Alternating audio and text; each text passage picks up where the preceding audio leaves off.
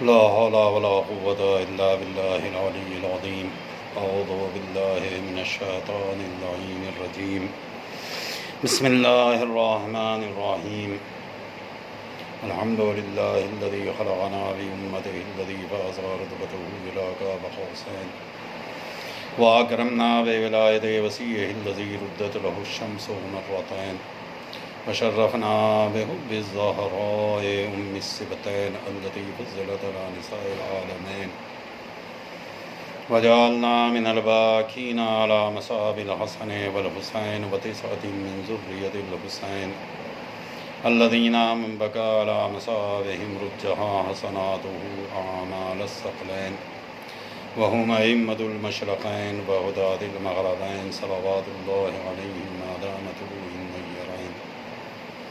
الصلاة والسلام على النبي الأمي مكي المدني الغرشي الهاشمي الأبطحي النبي المسدد بشيرنا المؤيد نذيرنا الممجد المصطفى الأمجد المحمود الأحمدي بالقاسم محمد.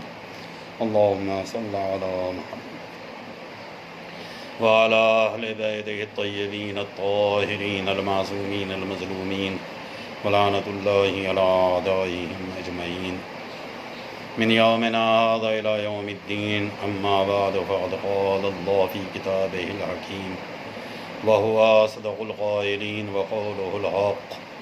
بسم الله الرحمن الرحيم. لن تنالوا البر حتى تنفقوا مما تحبون. عزیزان محترم وزاداران مظلوم کربلا سید الشہداء حضرت ابا عبداللہ امام حسین علیہ السلام، پروردگار عالم مالک کونین مادر امام حسین جناب فاطمہ زہرا سلام اللہ علیہا کے صدقے اور طفیل میں ہماری اس کوشش کو اپنی بارگاہ میں درجہ قبولیت عطا کرے، اور جتنے بھی سننے والے عزادار ہیں پروردگار سب کو صحت و سلامتی عطا کرے، توفیقات و درجات میں بلندی عنایت کرے۔ اے میرے معبود بحق محمد وآل محمد، بانی اعضاء ہمارے آصف بھائی، پروردگار انہیں بھی صحت و سلامتی عطا کر ان کی توفیقات و درجات میں بلندی عنایت کر۔ پروردگار بحق محمد وآل محمد رزق میں وسعت عطا فرما، عزاداری کے صدقے میں انہیں ان کے گھر والوں کو آفات عرضی و سماوی سے محفوظ رکھ۔ الہی اس سے بہتر انداز میں عزائے حسین برگزار کر کے بیوی کی بارگاہ میں ہدیے کی توفیق عنایت کر۔ عزیزان محترم، پروردگار عالم کا قرآن مجید کے اندر ارشاد گرامی ہے لن تنالوا البر۔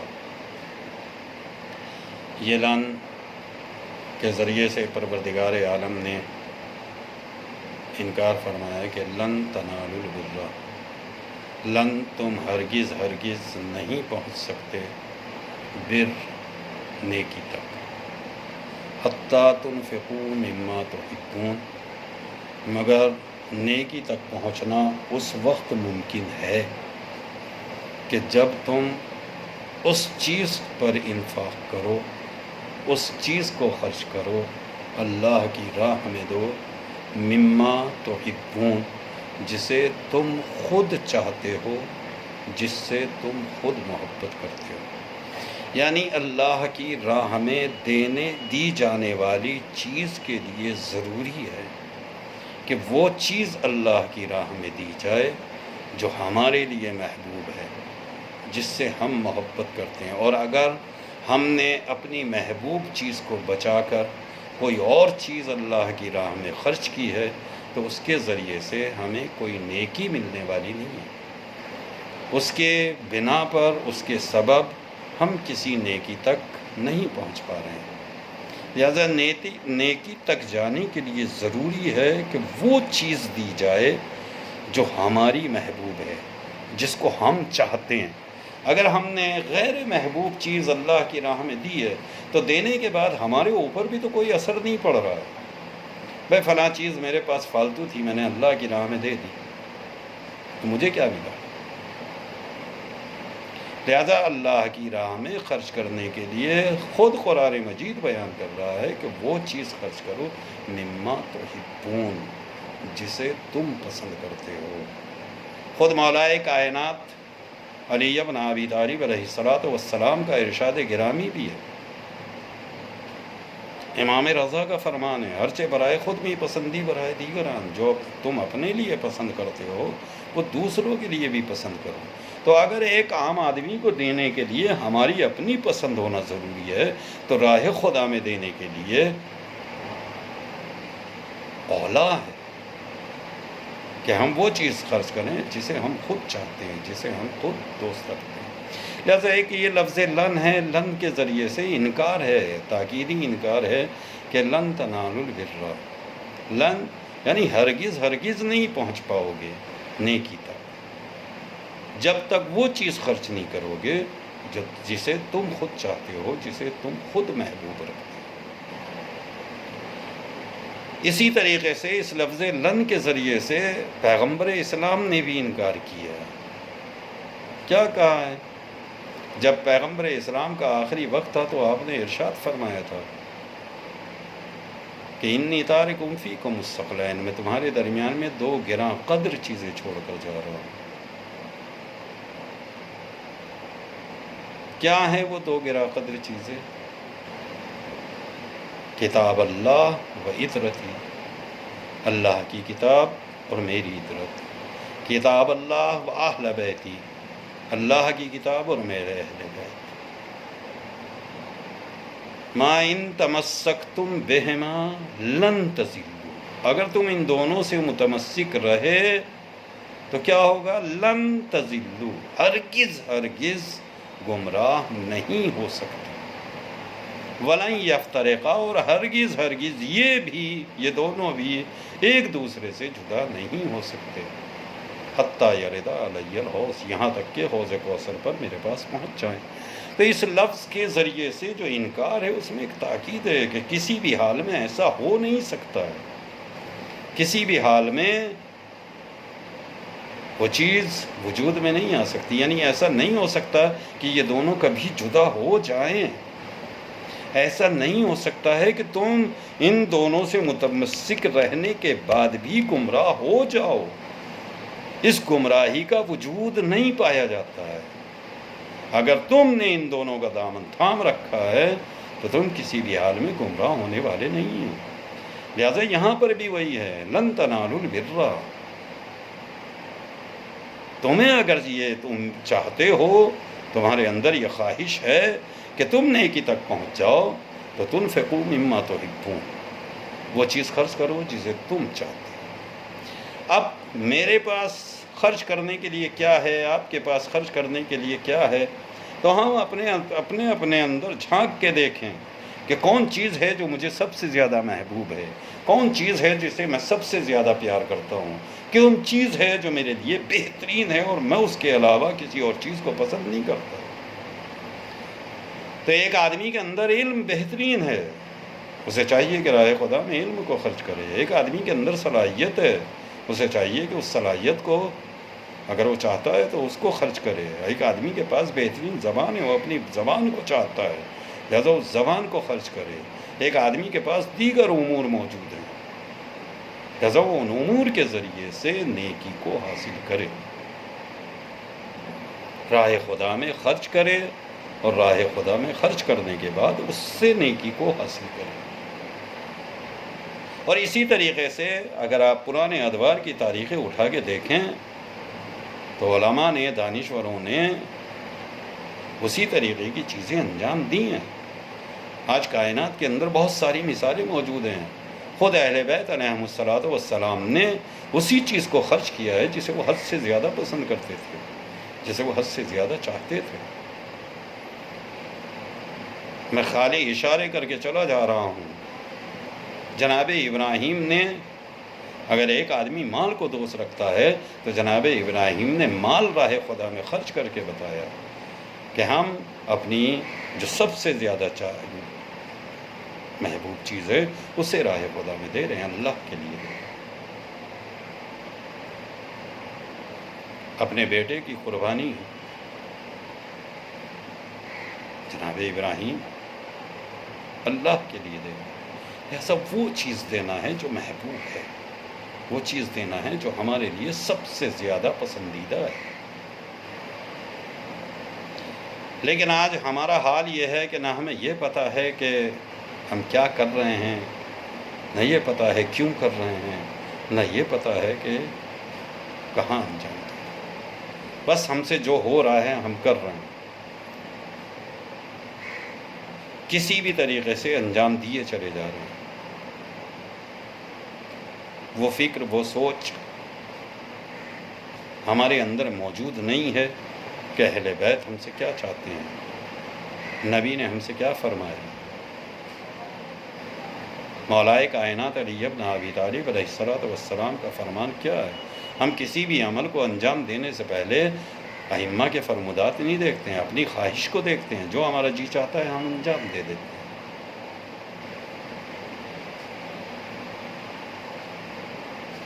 اگر ہمارے سامنے کھانا آ جاتا ہے تو ہم کھانا کھا لیتے ہیں، ہم سوچتے نہیں ہیں کہ ہمارے سامنے جو کھانا ہے وہ حلال ہے یا حرام ہے۔ ہمارے ذہن میں جو بات آتی ہے، زبان تک آ جاتی ہے، ہم کہہ دیتے ہیں، ہم سوچتے نہیں ہیں کہ اہل بیت کے لیے بول رہے ہیں یا اہل بیت کی مخالفت میں بول رہے ہیں، قرآن کے لیے بول رہے ہیں یا قرآن کی مخالفت میں بول رہے ہیں۔ بس ہمارا جیسا بھی ہے ہم کر رہے ہیں۔ بس آئیے میں تاریخ کا ایک چھوٹا سا واقعہ ہے، جنید بغدادی جناب بہلول کے دور کا واقعہ ہے۔ جنید بغدادی ہیں جنہیں زندگی میں لوگ پیر کہا کرتے تھے، اور یہ اپنے وقت کے پیر مانا جاتے تھے۔ وقت کا بادشاہ بھی ان کا مرید تھا، اور اس دور کے بہت لوگ تھے جو ان کے مرید ہیں۔ یہ کہیں بھی اکیلے نہیں جایا کرتے تھے، ان کے احباب، ان کے ہمنوا ان کے ساتھ رہا کرتے تھے۔ ایک دن ان کا گزر بازار سے ہو رہا تھا، راستے میں جب ان کی نظر پڑی کہ ایک جگہ پر بہلول بازار میں کھڑے ہوئے ہیں، انہوں نے اپنے ہمنواؤں سے، اپنے ساتھیوں سے یہ کہا کہ میں بہلول سے ملاقات کرنا چاہتا ہوں، میں بہلول سے کچھ نصیحت لینا چاہتا ہوں۔ لوگوں نے سمجھایا کہ حضور بہلول پاگل ہے، بہلول دیوانہ ہے، آپ ان سے کیا نصیحت لیجیے گا، وہ نصیحت دینے کے لائق تھوڑی ہیں۔ لیکن جنید بغدادی جانتا تھا کہ یہ دنیاوی علم کا عالم نہیں ہے، بلکہ در اہل بیت سے لیے ہوئے علم کا عالم در اہل بیت۔ لہذا جب نہیں مانے تو لوگوں نے کہا ٹھیک ہے حضور آپ کی مرضی ہے۔ لہذا ان کے قریب آنے کے بعد کہا بہلول سلام و دعا کے بعد مجھے کچھ نصیحت کرو۔ بہلول نے کہا کہ دیکھو میں ہر ایک کسی کو نصیحت نہیں کرتا ہوں، اور تمہیں کیا نصیحت کروں گا، تم تو اپنی زندگی میں پیر مانے جاتے ہو، لوگ تمہارے مرید ہیں، اتنے سارے ہمنوا تمہارے ساتھ ہیں، تمہیں اب کیا ضرورت ہے نصیحت کی۔ اس نے کہا نہیں بہلول تم نے در اہل بیت سے علم حاصل کیا ہے، لہٰذا میں چاہتا ہوں کہ تم مجھے نصیحت کرو۔ جناب بہلول نے کہا کہ اگر میں نصیحت کروں گا تو تم برداشت نہیں کر سکو گے، لہذا نصیحت کرنے سے پہلے میں چاہوں گا کہ تمہارے علم کا امتحان لیا جائے۔ جنید تیار ہو گئے کہ ٹھیک ہے آپ میرا امتحان لے لیجیے۔ بہلول نے کہا تو ٹھیک ہے میں ایک سوال کرتا ہوں تم اس کا جواب دے دو، اسی سے میں آزما لوں گا کہ تمہارا علم کتنا ہے، آیا تم میری نصیحت برداشت کر سکتے ہو یا نہیں کر سکتے۔ جناب بہلول نے سوال کیا کہ یہ بتاؤ کتنا کھانا چاہیے۔ جنید بغدادی نے فوری طور پہ جواب دیا کہ قرآن و احادیث کے ذریعے سے یہ بات واضح ہے کہ کم کھانا چاہیے۔ بہلول نے فوراً انکار کر دیا کہ میں نہیں جانتا تھا کہ تم اتنے جاہل ہو، تمہیں یہ بھی نہیں معلوم ہے کہ کتنا کھانا چاہیے۔ لہٰذا جب بہلول نے یہ کہا تو اس کے سارے ہمنوا جتنے بھی ان کے ساتھ میں تھے وہ سارے کے سارے ناراض ہوئے، جنید بغدادی خود ناراض ہوئے۔ مگر بہلول نے کہا ٹھیک ہے چونکہ میں نے دیکھ لیا کہ تمہارے پاس علم نہیں ہے، تم میری نصیحت برداشت نہیں کر سکتے، لہٰذا میں تمہیں نصیحت نہیں کروں، اور یہ کہہ کے چلے گئے۔ کچھ دن کا عرصہ گزرا، دوبارہ پھر بہلول سے ملاقات ہوئی، جنید نے پھر وہی خواہش کا اظہار کیا کہ مجھے کچھ نصیحت کرو۔ بہلول نے کہا ہو سکتا ہے تم نے کچھ علم حاصل کر لیا ہو، لہٰذا میں پھر تمہارا امتحان لیتا ہوں۔ اگر تم امتحان میں کامیاب ہوگے تو یقیناً میں تمہیں نصیحت کروں۔ آخرکار بہلول نے دوسرا سوال کیا کہ یہ بتاؤ کتنا بولنا چاہیے؟ پھر جنید نے وہی جواب دیا کہ کم بولنا چاہیے۔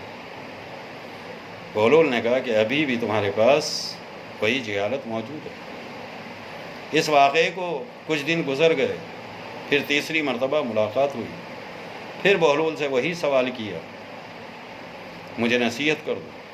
بہلول نے پھر امتحان کے لیے ایک سوال کیا، یہ بتاؤ کتنا سونا چاہیے؟ اور جنید نے پھر وہی جواب دیا کہ کم سونا چاہیے۔ لہذا پہلی مرتبہ میں کہا کم کھانا چاہیے، دوسری مرتبہ کہا کم بولنا چاہیے، تیسری مرتبہ کہا کم سونا چاہیے۔ آخرکار بہلول نے کہا کہ تم نکٹے جاہل ہو، تمہارے اندر میری نصیحت برداشت کرنے کی صلاحیت نہیں ہے، لہذا میں تمہیں نصیحت نہیں کروں گا۔ جنید نالا ہو گئے، ناراض ہو گئے، غصہ ہو گئے، چہرے کا رنگ بدل گیا، جا کے بادشاہ سے شکایت کر دی۔ بہلول کو بادشاہ کے دربار میں طلب کر لیا گیا۔ جب بہلول بادشاہ کے دربار میں پہنچے تو بادشاہ نے بھرے دربار میں سوال کیا کہ بہلول تم نے جنید کی بے عزتی کی؟ بہلول نے جواب دیا جی نہیں حضور، میں نے جنید کی بے عزتی نہیں کی۔ کہ یہ ایسے ایسے کہہ رہے ہیں؟ کہ نہیں جناب، میں نے ان کا امتحان لیا اور یہ اس امتحان میں ناکام ہے، اور اگر آپ کا تو دربار موجود ہے، آپ کے علماء موجود ہیں، دربار لوگوں سے بھرا ہوا ہے، حضور میں آپ کے سامنے سوال کرتا ہوں، آپ جواب دے دیجیے۔ بادشاہ نے کہا کہ تمہیں معلوم ہے کہ اگر ہم نے تمہارا جواب دیا اور تم نے اقرار نہ کیا، یا پھر تم جواب دو گے کہ ہمیں اقرار کرنا پڑ جائے ورنہ ہم تمہارا قتل کرا دیں گے۔ بہلول نے کہا مجھے منظور ہے۔ آخرکار بادشاہ نے بھی وہی جواب دیا کہ کم بولنا چاہیے، کم کھانا چاہیے، کم سونا چاہیے۔ بہلول نے بڑے دربار میں کہا کہ میں سمجھ گیا کہ تم لوگوں میں کوئی بھی اتنا علم نہیں رکھتا۔ بادشاہ نے کہا تو پھر تمہیں جواب دینا پڑے گا، اور جواب ایسا ہونا چاہیے کہ ہمیں اطمینان ہو جائے۔ بہلول نے کہا ٹھیک ہے، میں جواب دوں گا۔ آخرکار بہلول نے بڑے دربار کے اندر تمام علماء کے سامنے جواب دیا کہ میں نے پہلا سوال کیا ہے کہ کتنا کھانا چاہیے، آپ کا، بادشاہ کا، پیر صاحب کا جواب یہ ہے کہ کم کھانا چاہیے، مگر میں کہتا ہوں نبی نے یا قرآن نے ایسا نہیں کہا کہ بہلول اب تم جواب دو۔ تو بہلول نے جو جواب دیا وہ عجیب تھا۔ بہلول نے کہا کہ احادیث و رسول اور قرآن مجید اور آئین اسلام کے ذریعے جو چیز ثابت ہے وہ یہ ہے کہ جب کھانا سامنے آ جائے تو پہلے یہ دیکھنا چاہیے کہ حلال ہے یا حرام ہے۔ اگر حلال ہے تو آپ کی مرضی ہے جتنا کھائیے، اور اگر حرام ہے تو پھر اسے چھونا بھی حرام ہے، آپ سے کھا نہیں سکتے۔ آخرکار بادشاہ کو اقرار کرنا پڑا، بہلول تم نے سچ کہا ہے، کم کھانا جواب نہیں ہے۔ کھانے میں سب سے پہلے یہ دیکھنا ضروری ہے کہ آیا حلال ہے یا حرام ہے۔ اگر حلال ہے تو آپ کی مرضی ہے، جتنا کھانا چاہتے ہیں کھا لیجیے، اور اگر حرام ہے تو پھر چھو نہیں سکتے۔ کم کھانے کا مطلب تو یہ ہوتا ہے کہ حرام جیسا بھی اگر سامنے آ جائے اور ہم تھوڑا کھا لیں تو حلال ہو جائے گا، جبکہ اسلام میں ایسا نہیں ہے۔ میں نے دوسرا سوال کیا ہے کہ کتنا سونا چاہیے، آپ کا سب کا جواب ہے کہ کم سونا چاہیے، جبکہ قرآن و احادیث میں ایسا نہیں ہے۔ اسلام کا حکم یہ ہے کہ جب آپ سونے کے لیے بستر پہ جائیں تو تکیے پہ سر رکھنے کے بعد سب سے پہلے یہ سوچیں، یہ فکر کریں کہ آیا تمہارے اوپر کسی کا حق تو باقی نہیں ہے، حق خدا ادا ہو چکا ہے، حق الناس ادا ہو چکا ہے، جتنے آپ کے اوپر حقوق عائد ہوتے ہیں اگر وہ ادا کر چکے ہیں تو اب آپ کی مرضی ہے سو جائیے، چونکہ سونے کے بعد آپ اٹھنے کی ذمہ داری نہیں لے سکتے، لہذا سارے حقوق ادا کر کے سونا اور اگر کوئی حق باقی ہے تو پھر آنکھ نہیں بند کر سکتے، آپ کے لیے سونا حرام ہے۔ آخرکار یہاں بھی بادشاہ کو اقرار کرنا پڑا کہ بولو تم نے سچ کہا۔ کہ میں نے تیسری بات پوچھی کہ کتنا بولنا چاہیے، آپ کا جواب ہے کم بولنا چاہیے۔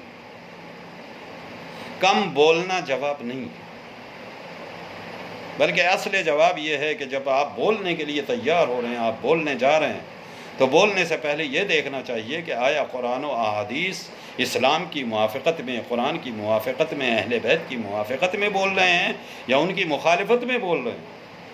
اگر مخالفت میں بول رہے ہو تو زبان سے ایک لفظ نکالنا حرام،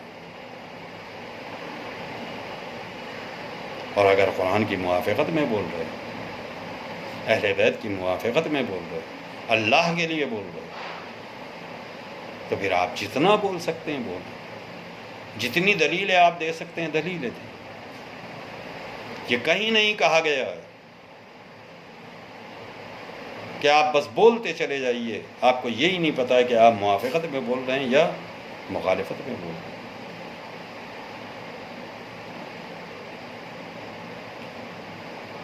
یہ جب ہمارے ذہن کے اندر آ جاتا ہے تو پھر ہم اس محبت کی طرف بڑھ جاتے ہیں جسے محبت الہیہ کہا جاتا ہے۔ بس میرے عزیز، مجھے اس سے زیادہ عرض نہیں کرنا ہے، نتیجے آپ نکال لیجئے گا۔ جو بھی اس دنیا کی محبت میں پڑا ہوا ہے وہ ایک بات یاد رکھے، دنیا کچھ دینے والی نہیں ہے۔ دنیا نے جو کچھ آپ کو دیا ہے وہ یہیں پہ رکھ لے گی، آپ کے ساتھ کچھ جانے والا نہیں ہے۔ اور یہ دنیا آپ کو کیا دے گی؟ جس نے امام حسین کو ایک گھونٹ پانی نہیں دیا، اس سے آپ امیدیں لگا کے بیٹھے ہوئے ہیں کہ یہ دنیا ہمیں بھی دے گی۔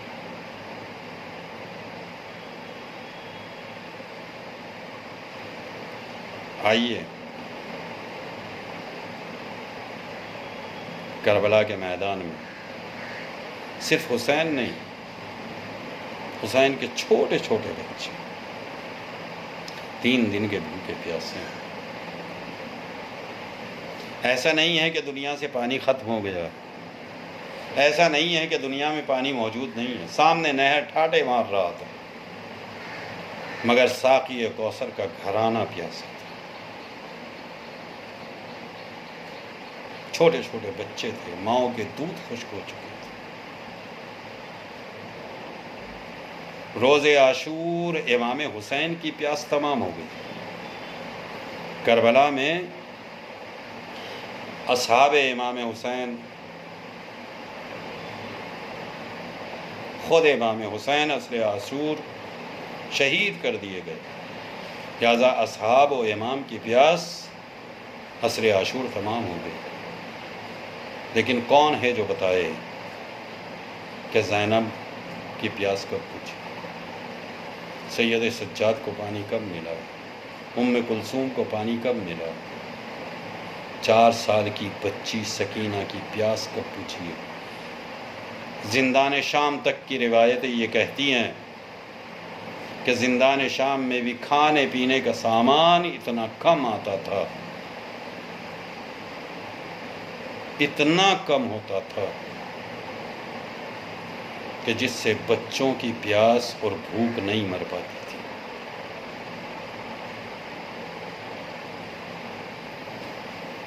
لہذا کب ختم ہوئی ہے یہ پیاس میں بیان نہیں کر سکتا، صرف اتنا ہی کہہ سکتا ہوں امام حسین کی پیاس ہے جو عصر عاشور تمام ہو گئی، لیکن اہل حرم کی پیاس ابھی نہیں بجھی، بلکہ اہل حرم کو 11 محرم کو اسیر کیا گیا، اونٹ کی ننگی پیٹھ ہیں جن کے اوپر سوار کیا گیا، بازوؤں میں رسیاں باندھ دی گئیں اور اس راستے سے گزارا گیا جہاں شہداء کے لاشیں پڑے ہوئے تھے۔ کربلا سے لے کے کوفے تک کس طریقے سے سید سجاد مصیبتوں کو برداشت کر رہے ہیں، کس طریقے سے زینب تمام اہل حرم کی ذمہ داریوں کو اٹھا رہی ہے۔ بس میں اتنا ہی کہہ سکتا ہوں کہ بڑی مصیبتیں تھیں کہ جب یہ قافلہ سوار ہو رہا تھا تو زینب نے تمام بیویوں کو اپنے ہاتھوں سے سوار کرایا۔ ام کلثوم بہن زینب ہے، آپ کو سوار کرائے گی، بھابی رباب زینب آپ کو سوار کرائے گی۔ جب تمام بیویوں کو زینب نے سوار کرا دیا تو ایک مرتبہ زینب کی باری آئی کہ زینب سوار ہونا چاہتی ہے، کبھی داہنی طرف دیکھا کبھی بائیں طرف دیکھا، کوئی سوار کرنے والا نہ تھا۔ میرا دل کہتا ہے کہ ایک مرتبہ نہر کا رخ کر کے آواز دی ہوگی، بھیا عباس بہن پھر سوار ہونا چاہتی ہے، آؤ اپنی بہن کو سوار کرا دو۔ اے میرے بھائی حسین جب مدینے سے چلی تھی بڑے احترام سے سوار کرایا تھا، آج پھر زینب سوار ہو کے ایک سفر کرنا چاہتی ہے۔ اے بھیا آؤ، اے میرے لال علی اکبر آؤ، اپنی پھوپھی کو سوار کراؤ۔ نہر کا رخ کر کے آواز دی، کوئی جواب نہیں آیا۔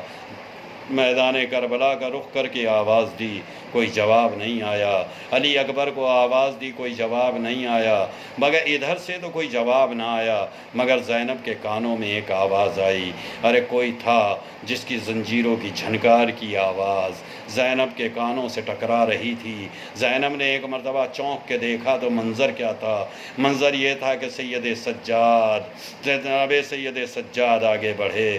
آگے بڑھنے کے بعد کہا، پھوپھی اماں مجھے معلوم ہے اب بابا سوار کرانے کے لیے نہیں آئیں گے، میرا بھائی علی اکبر نہیں آئے گا، میرے چچا عباس نہیں آئیں گے، مگر پھوپھی اماں سید سجاد موجود ہے، آپ میرے زانوں پہ قدم رکھ کے سوار ہو جائیے۔ میں کہوں گا سید سجاد ارے بڑا مشکل مرحلہ ہے آپ نے جسے برداشت کیا ہے۔ عزیزو یہ قافلہ کربلا سے روانہ ہو کے جب دروازے کوفہ پہ آیا ہے تو ایک مرتبہ جناب زینب نے کہا، اے اماں فضہ جاؤ اس ظالم اور بے حیا سے کہہ دو کہ اگر ہمیں کوفے میں داخل کرنا چاہتا ہے تو ہماری چادریں ہمیں دے دے۔ عزیزو جناب فضہ شمر کے قریب آئیں، آنے کے بعد کہتی میری شہزادی کہتی ہے کہ ہماری چادریں واپس کر دو تاکہ ہم کوفے کے دروازے میں داخل ہو جائیں۔ ظالم نے جھڑک کے کہہ دیا کہ چادریں واپس نہ ہوں گی۔ قسم خدا کی علی کی بیٹی نے پھر کہلوایا کہ جاؤ کہہ دو اگر چادر نہیں دینا چاہتا نہ دے، کم سے کم ہمارے بازوؤں سے رسیاں کھول دی جائیں تاکہ ہم اپنے ہاتھوں سے اپنے چہروں کا پردہ کر سکیں۔ عزیز و ظالم نے پھر جواب دیا، نہ چادریں دی جائیں گی نہ بازوؤں سے رسیاں کھولی جائیں گی۔ ایک مرتبہ عباس کی بہن علی کی بیٹی کو جلال آیا اور آنے کے بعد کہتی ہے تو ٹھیک ہے اگر ہمیں چادریں نہیں دی جائیں گی، اگر ہمارے بازوؤں سے رسیاں نہیں کھولی جائیں گی تو پھر ہم بھی دیکھتے ہیں کہ کون ہمیں دروازے کوفہ میں داخل کرے گا۔ عزیزو بس اتنا کہنا تھا کہ ایک مرتبہ ظالم نے تازیانہ اٹھایا، جناب سید سجاد کی طرف آیا۔ میں تو یہ سمجھ رہا تھا کہ ابھی آئے گا اور زینب کو تازیانے لگائے گا، مگر ظالم جناب سید سجاد کی طرف آیا اور آنے کے بعد کہتا ہے سید سجاد، اے سید سجاد۔ عزیزو جیسے ہی جناب سید سجاد نے دیکھا کہ ظالم تازیانہ گھما کے آ رہا ہے، ایک مرتبہ پھوپھی کے چہرے کی طرف دیکھا۔